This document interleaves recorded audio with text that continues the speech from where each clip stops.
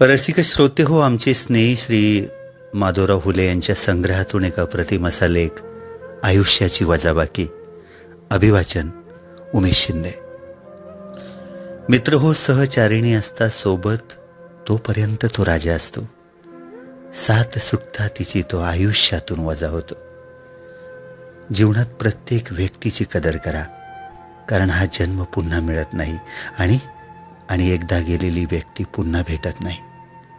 कधी कधी एखादा आजार हा औषधाने बरा होत नाही, तर एखाद्या व्यक्तीने दिलेल्या शाब्दिक आधाराने बरा होतो. म्हणून शब्दाला धार नाही तर आधार हवा.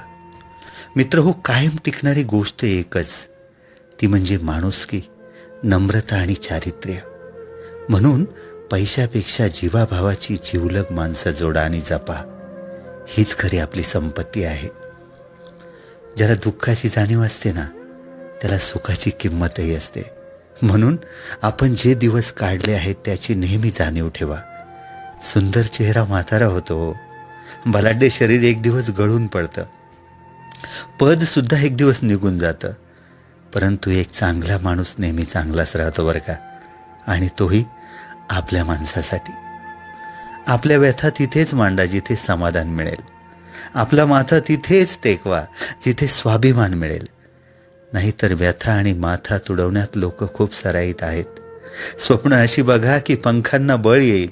मैत्री अशी करा की जग आपलं होईल. अपयश पण असं स्वीकारा की विजेता सुद्धा भारावून जाईल. आणि मित्र, माणूस असं बना की माणुसकी सुद्धा नतमस्तक होईल. कधीही कुणाला द्यायचाच असेल तर तुमचा वेळ द्या, कारण इतर वस्तू रागात परत केल्या जातात बरं का. पण दिलेला चांगला वेळ हा कायमच्या अप्रतिम अशा आठवणी देऊन जातो. त्या फेकल्याही जात नाहीत आणि वायाही जात नाहीत. पडत्या काळात दिलेली सोबत ही मोठमोठे घावही सहज भरून काढते. मित्रांनो, दुसऱ्यांसाठी डोळ्यात पाणी आलं की समजावं, आपल्यात अजून माणुसकी शिल्लक आहे. एक माणूस 20-25 लोकांना 2 हाताने मारू शकत नाही, पण तोच माणूस 2 हात जोडून लाखो लोकांच्या हृदयावर राज्य करू शकतो. थकलेल्या शरीराला कुठेही झोप लागते हो, पण थकलेल्या मनाला मात्र कुठेच झोप लागत नाही. म्हणूनच शरीर थकलं तरी चालेल, परंतु मनाला कधी थकू देऊ नका. कितीही कमावून ठेवले तरी बाकी राहते शून्य, आणि संकटाच्या वेळी कामाला येतं ते आपल्या कर्माने साठवलेलं पुण्य. माणूस मातीचा आहे की जातीचा हे महत्वाचं नाहीये. माणूस मातीचा आहे की जातीचा आहे हे महत्वाचं नाहीये. अंधारात प्रकाश किती देतो हे महत्वाचं आहे. त्याचप्रमाणे मित्र गरीब आहे की श्रीमंत हे महत्वाचं नाही. तुमच्या संकटात किती खंबीरपणे तुमच्या पाठीशी उभा राहतो हे महत्वाचं आहे.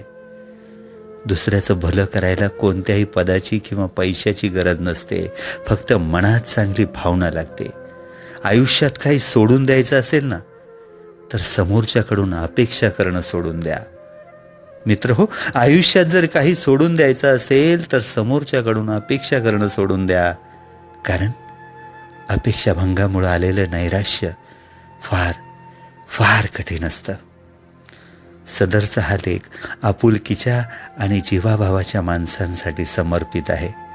अभिवाचन उमेश शिंदे. खूप धन्यवाद.